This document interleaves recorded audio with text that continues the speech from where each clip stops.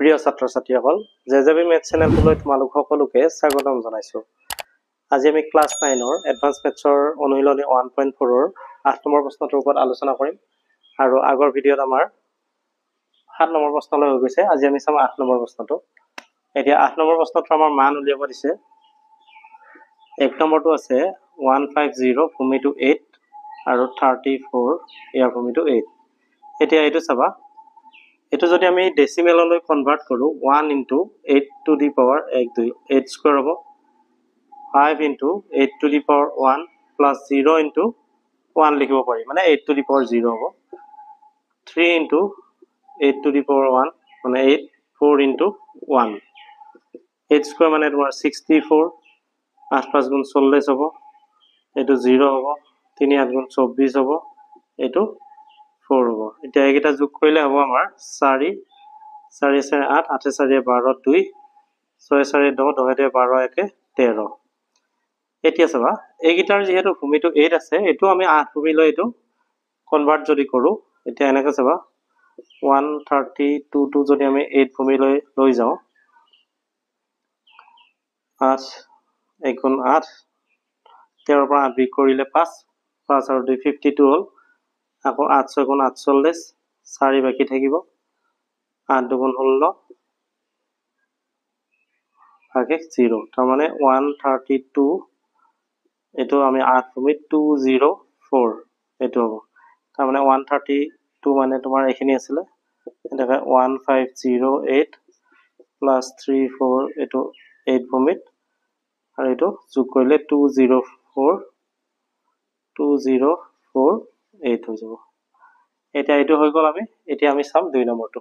এটা 2 নম্বৰটো আছে আমাৰ 2347 এটো 16 ভূমিত আছে 274 এটো ভূমি 16। এতিয়া চাবা এটো আমি দশমিকলৈ কনভার্ট কৰিলে 2 into 16 to the power 1 2 3 16 cube plus 3 into 16 square 4 into 16 to the power 1 plus 7 into 1 মানে 16 to the power 0 minus 2 into 16 to the power 2 16 square 7 into 16 to the power 1 4 into 1। এতিয়া 16 কিউব 16 তিনিটা হলে তোমাৰ 4096 হ'ব, 16 দুটা 256 তাৰ লগত তুমি 16 পূৰণ কৰিবা এটো পাবা, আকৌ 3 into 16 স্কয়াৰ মানে 256 4 আৰু 16 পূৰণ কৰিলে 4 16 64 7 গুণ 7 16 স্কয়াৰ মানে 256 7 6 গুণ 42 7 গুণ 7 7 4 11 আৰু 4 1 4। এতিয়া এটো যোগ কৰি এটো পূৰণ কৰিলে তোমাৰ 2 6 গুণ 12 2 2 9 গুণ 18 1 19 2 4 গুণ 8 হ'ব 3 6 গুণ 18 3 5 গুণ 15 1 16 3 2 গুণ 6 1 7 হ'ব আৰু এটা যোগ কৰিলে 7 7 4 11 মানে 71 হ'ব। তাৰ পিছত এটো চাবা 2 6 গুণ 12 2 2 5 গুণ 10 1 11 2 গুণ 4 1 5 আৰু এটো যোগ কৰিলে 116। এতিয়া 2 8 10 10 1 11 1 9 6 15 15 7 22 1 23 3 7 2 1 7 8 8 2 10 আৰু 8 1 9 এটো যোগ কৰিলে হ'ব তোমাৰ 2 6 8 1 1 2 5 1 6। এটা বিয়োগ কৰিলে 11 পৰা 8 বিয়োগ কৰিলে 3 3 2 পৰা 2 বিয়োগ কৰিলে 0 10 পৰা 6 বিয়োগ কৰিলে 4 এটো 8। এতিয়া চাবা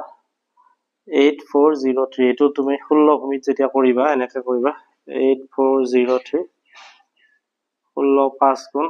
5 16 80 4 নামিল 40 হ'ল 16 2 গুণ 32 8 নামিল 83 হ'ল 5 16 80 বাকি থাকি যাব 3 আকৌ 16 3 গুণ 48 4 হ'ল 45 16 2 গুণ 32 45 ৰ পৰা তুমি 32 বিয়োগ কৰিলে 13 হ'ব, আকৌ 16 2 গুণ 32 ভাগে 0। এতিয়া চাবা এটো 16 ভূমিত লিখি আছো, তাৰ মানে আমাৰ 20 20 এটা 13 টো আমি এনেকা 13 বুলি লিখি নি দিও 13 টো তুমি এনেকা চাবা a b c d এনে যদি চাবা এটো 16 ভূমিত a টো 10 বুজায় b 11 c 12 d 13 তাৰমানে d হ'ব এটো 13 ৰ হলনি আমি d লিখিছো আৰু d 3 এটো ভূমিটো 16 হৈ যাব এটো হৈ গল এতিয়া আমি চাম 3 নম্বৰটো এতিয়া 3 নম্বৰটো আছে তোমাৰ h a t 26 ভূমিত b a d এটো 26 ভূমিত এতিয়া 26 ভূমিত আমাৰ a b c d e f এনেকে a to 0 b 1 c 2 d 3 এটো 4 এটো 5 এনেকে বুজাব এতিয়া e f g h g to 6 h to 7 বুজাব এতিয়া চাবা এটো যদি আমি ডেসিমেললৈ কনভার্ট কৰো h into 26 to the power 2 a into 26 to the power 1 t into 26 to the power 0 আৰু এটো তোমাৰ b into 26 square a into 26 to the power 1 d into 26 to the power 0 এটা h to কিমান বুজাব 7 বুজাব 26 দুটা হলে 676 হ'ব আৰু a to কিমান বুজাব 0 0 into 26 t to বুজায় 19 এনেকৈ লিখি চাবা 26 to the power 0 মানে 1 এটো b to কিমান বুজাব 1 1 into 26 দুটা 676 এখানে মুছে দিছো চাবা এটা a to কিমান বুজাব 0 আৰু d to 3 বুজাব 3 into 1 এটা 7 6 গুণ 7 6 গুণ 42 और 2 7 8 গুণ 49 49 4 53 আৰু 5 গুণ 7 6 গুণ 42 42 এ পাছে 47 এটো 0 হ'ব 19 গুণ 19 1 ৰ লগত 676 পূৰণ কৰিলে 1 ৰ লগত 676 পূৰণ কৰিবা এটোৱে পাবা এটো 0 হ'ব 3 1 3 এতিয়া 2 9 11 1 3 1 4 1 5 7 4 যোগ কৰিলে 6 7 9 এইকিটা এতিয়া পূৰণ কৰিবা এতিয়া এই দুটা পূৰণ কৰিলে তুমি এটো পাবা 3225929 এটা 10 ভূমি পালো এতিয়া আমাৰ 26 ভূমিত আছিল এতিয়া 26 এৰে আমি এতিয়া এখিনি যদি হৰণ কৰো 3225929 ইয়াক 26 এৰে হৰণ কৰিলে 26 গুণ 26 হ'ব 6 2 6 গুণ 12 2 2 4 5 52 বিয়োগ কৰিলে হ'ব 10 আৰু এটো 5 কমাই দিলো আকৌ 4 বাৰ দিলে 4 6 গুণ 24 এটা 2 4 2 8 2 10 104 এটো 1 এটো তোমাৰ 9 19 না যায় 0 দিলে আৰু 2 টো নামি আহিব 192 এতিয়া 7 বাৰ দিলে তোমাৰ 7 6 গুণ 42 7 2 গুণ 14 14 4 18 এতিয়া তোমাৰ এটো আকৌ 109 ইয়াত 4 বাৰ দিওতে কিমান হৈছিল 100 104 হৈছিল তাৰ মানে এতিয়া এনেকৈ হৰণ কৰিলে তুমি এটো পাবা 3225929 26 এৰে কৰিলে 124074 বাকি থাকিব তোমাৰ 5 এতিয়া এটোক আকৌ তুমি 26 এৰে যদি হৰণ কৰা এটো যদি আমি আকৌ 26 এৰে হৰণ কৰো 124074 4 6 গুণ 24 4 4 2 8 2 10 4 সৰি তো 4 পৰা 4 বিয়োগ কৰিলে 0 2 আৰু এটো 0 নমাই দিলে 200 হ'ব এতিয়া 7 বাৰ দিলে 7 6 গুণ 42 ৰ 2 7 2 গুণ 14 4 18 এতিয়া বিয়োগ কৰিলে তোমাৰ 18 হ'ব এতিয়া আকৌ 7 টো নমাই দিলো আকৌ 7 বাৰ দিলে 182 হ'ব 5 হ'ল আৰু এইটো নমাই দিলো এতিয়া এইটো দিলে 26 দুগুণ 52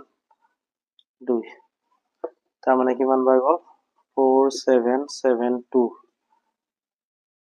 বাকি থাকিল তোমাৰ 2 এতিয়া এইটোক আকৌ 26 এৰে হৰণ কৰিবা 26 এগুণে 26 হ'ব তাৰ মানে এনেকৈ যদি কৰা এতিয়া আকৌ 4772 ইয়াক যদি 26 এৰে কৰা 26 এগুণ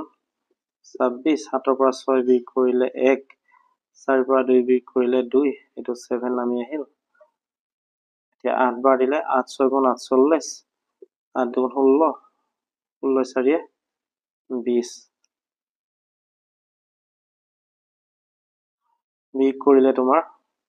9 হ'ব এতিয়া এইটো নমাই দিলো 3 বাৰ দিলে 3 6 গুণ 18 3 দুগুণ 6 7 12 পৰা 8 বিয়োগ কৰিলে 4 8 পৰা 7 বিয়োগ কৰিলে 1 14 তাৰ মানে 183 আৰু ভাগশেষ হৈছে 14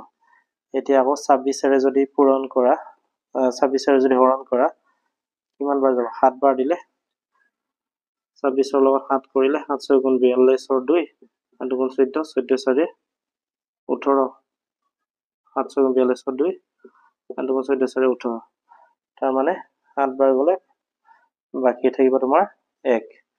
এতিয়া চাবা 26 ভূমিত 7 টো কিহেৰে বুজাব A B C D E F G H I এনেকৈ লিখি লবা A0 B1 C2 D3 E 4 5 6 7 8